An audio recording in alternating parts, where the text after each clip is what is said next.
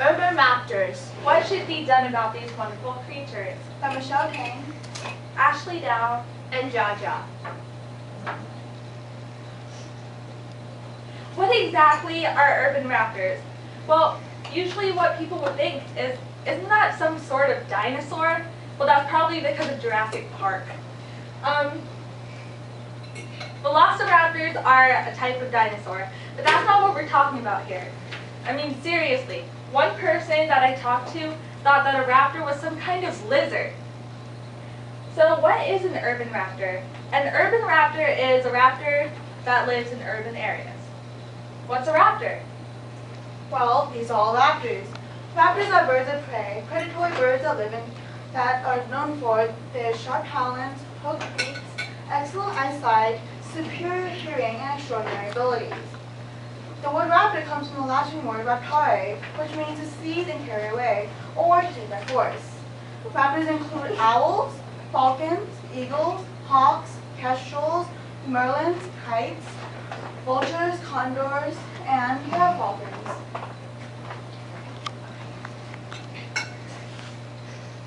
When people see a raptor, they probably think of evil, vicious, dangerous, scary birds that eats cute little bunny rabbits and dead animals. Well, the epitome for this misconception comes from, wait for it, Disney! Yes, Disney. Disney portrays them in many different ways, although all leading to ignorance and confusion. They portray them either as evil birds or dumb, creepy ones. Wait, but how does this misunderstanding affect us? Well, let's find out. There are more than 10,000 species of birds on Earth, but raptors are among the most endangered ones. So, in a survey that we took from 207 people, 24% of them strongly agreed that urban raptors are dying out. 31% agreed, 38% were uncertain, only 6% disagreed, and only 1% strongly disagreed.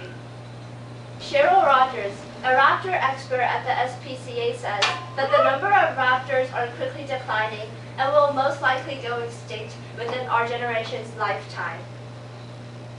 Not those kind of raptors.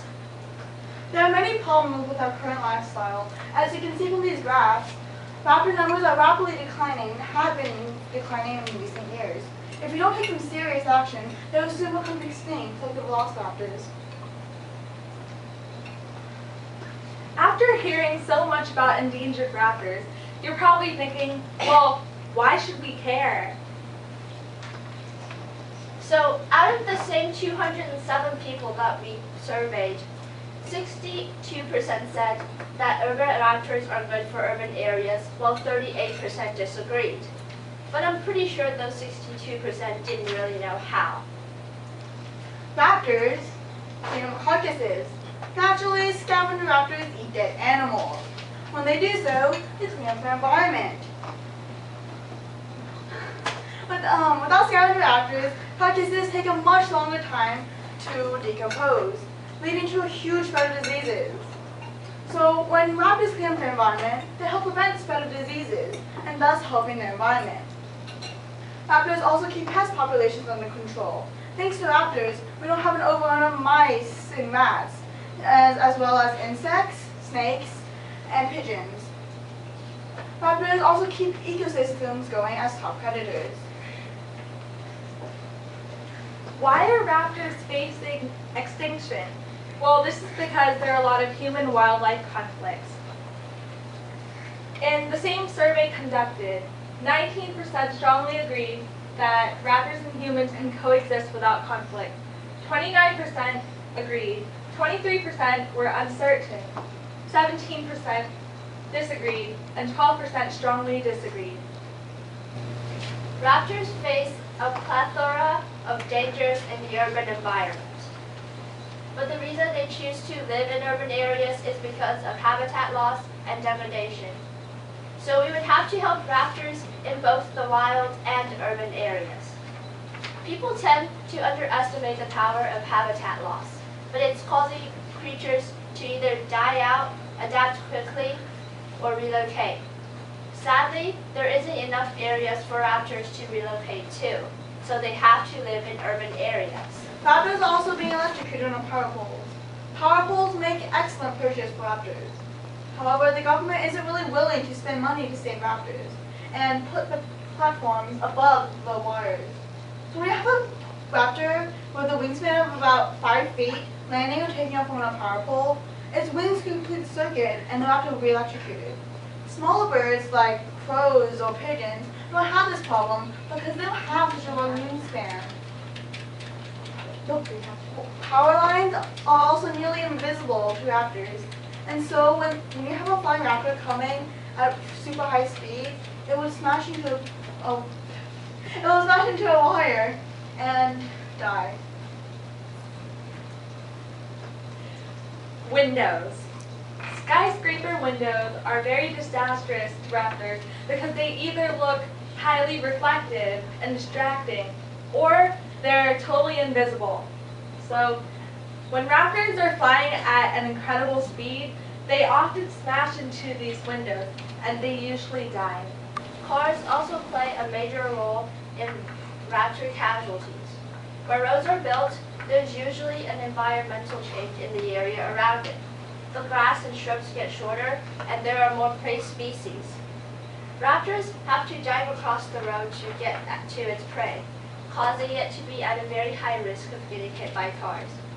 And even if it isn't hit by cars by the time it gets to its food, it's very likely that it will run into a car collision while it's eating its food on the ground.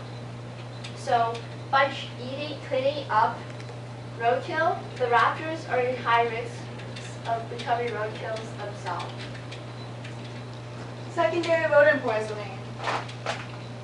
Seeing that common methods don't usually work, humans put out vast amount of rodent poisoning.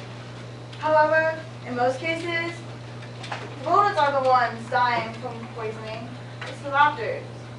Because when a rodent eats poison, it usually takes a long amount of time for the rodent to die, if it does die from poisoning at all. However, in this amount of time, raptors could come and eat this rodent and thus be poisoned themselves. A single pair of rats can produce up to 15,000 offspring in their lifetime. But these rats are getting immune to the poisons as quickly as we are developing them.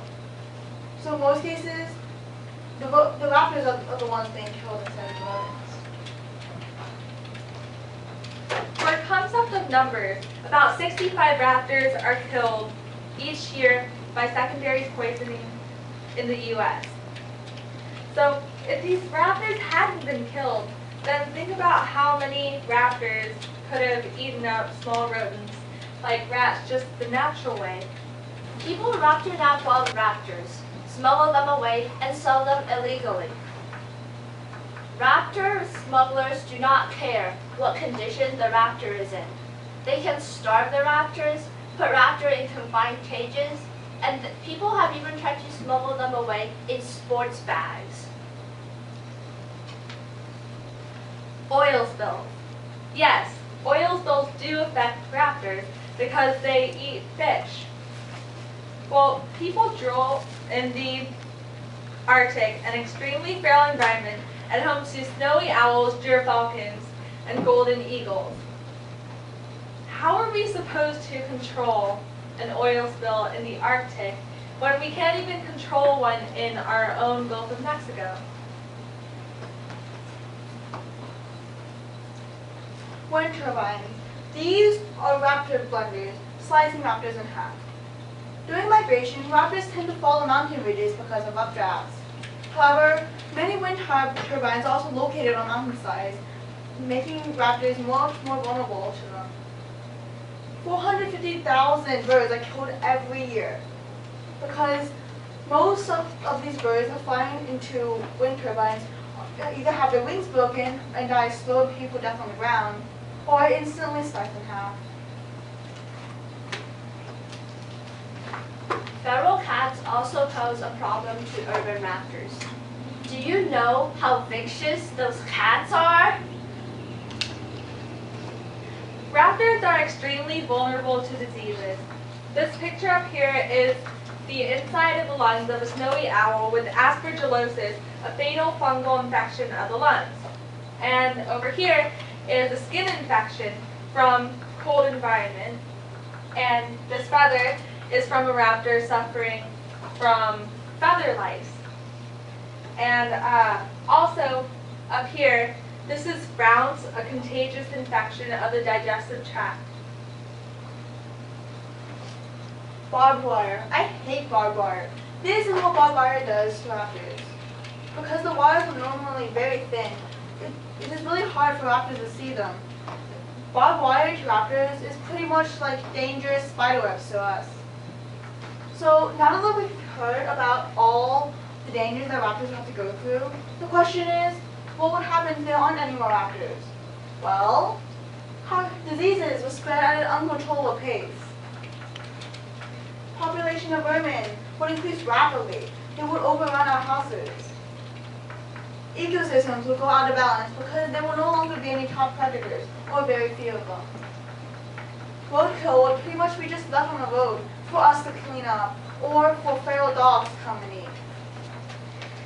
We wouldn't even know whether or not a habitat is healthy because raptors are extremely sensible to habitat change. And the world might end. Raptors are obviously essential to the environment. So most of the people that we surveyed in the same survey that we took thought that they wanted to spend money to save urban raptors.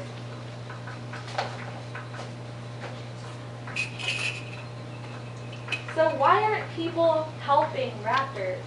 Well, it's because people don't think that the issue affects them, and they don't want to waste their money on helping raptors. The main problems that raptors face: human ignorance and superstition. George Redmond, a person we interviewed at the Armand Bayou Nature Center, said that if his grandfather heard a screech owl, He would have to go out and kill it. Otherwise, someone in his family would die.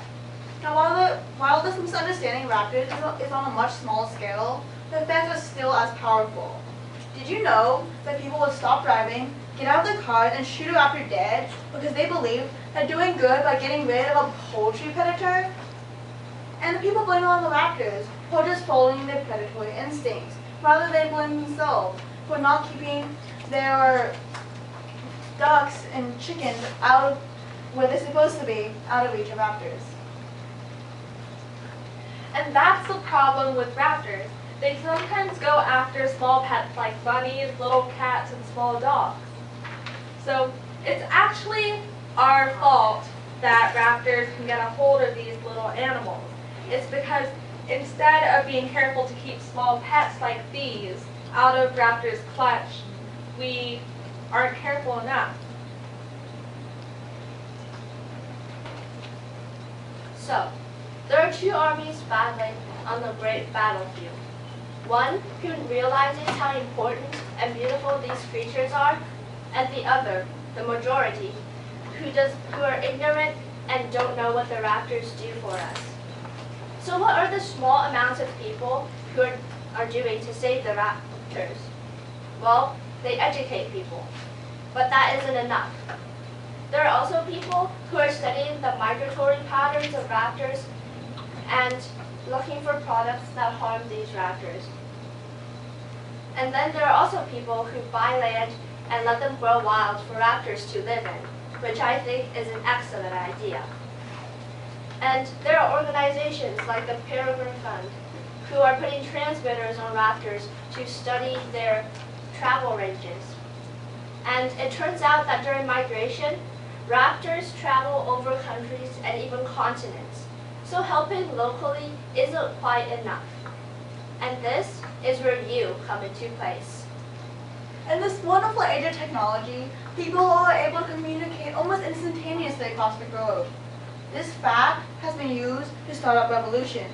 But we're not here to start up any political revolutions. Instead, we posted this video. Because, why? Because George Benjamin said that the most effective way of helping raptors is to raise awareness. So as soon as you finish watching this, please send this link to everyone you know. Because only this way we will be able to save these wonderful creatures. Thank you very much for watching.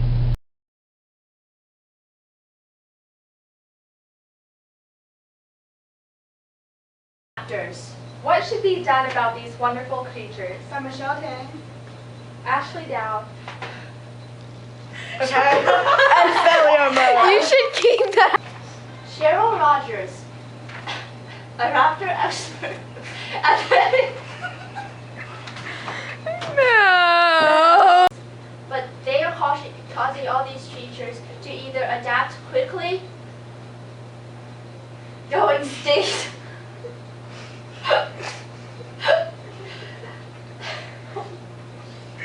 okay.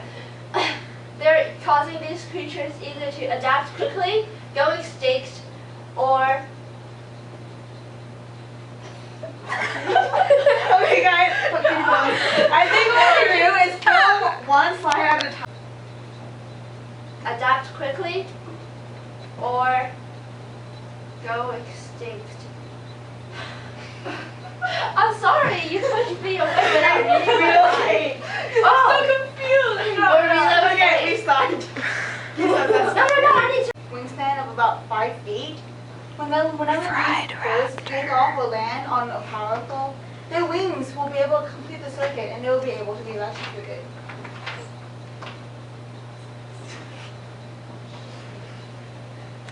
Tasty fried raptor. This problem. Don't do that. Okay, can we restart? Start over. Tasty fried raptor. What about Raptors? Raptors are also being Tasty electrocuted. fried raptor. Power poles make excellent perches.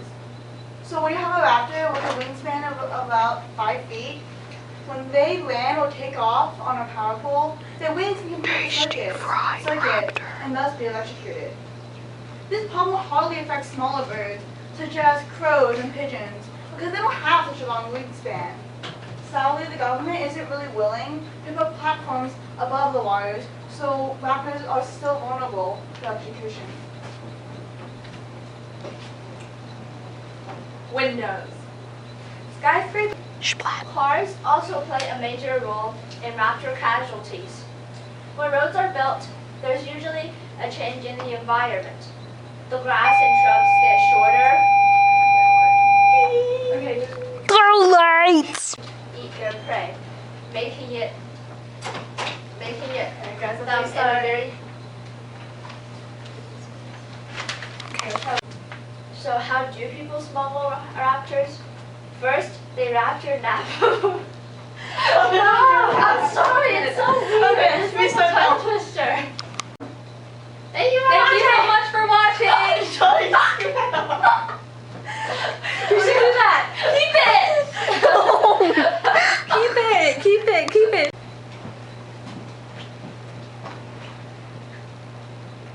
Thank you very much. What? You started.